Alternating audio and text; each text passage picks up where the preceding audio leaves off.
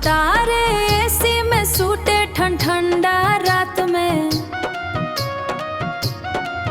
देवरा हीटर बन के ये जारे दिल के बात में। नजरिया से करे फूल करंट के अटे, कमरिया हिले तो उड़ जाला सबके ट्रे। भतारे एसी देवरा हीटर, देखते के फिगर हो जाला मीटर।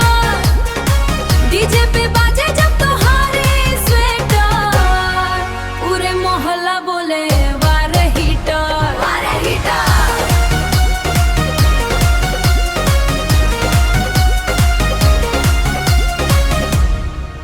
तोहरे लहंगा में बिजली के तार बा, चलो तो दिलवा के हो जाला हार बा।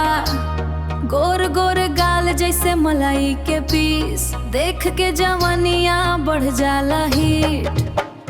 कमर पे झूमे चांद के लाइट, दहिया चमके पूरा सैटरडे नाइट।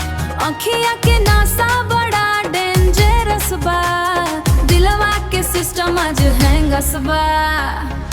एहो हीटर, एहो हीटर, देवरा हीटर, देवरा हीटर। नाचे पूरा थिएटर, नाचे पूरा थिएटर। एसी देवरा हीटर वाला बीट बढ़ा द स्टेज रे, कमरिया घूमे 360 डिग्री रे। डीजे वाला बीट बढ़ा द स्टेज रे, सभे बोले वंस मोर प्लीज रे।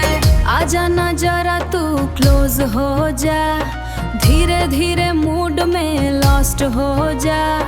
रात भर बात हो रिदम पे, दिलवा रेडी बात तो टच हो जा।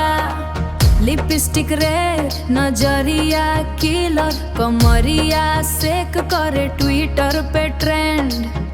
तोहरे पीछे घूमे बॉयफ्रेंड फॉरेन, हिल के टिक टिक बीट पे फायर, देख के जवान हो जाला हायर।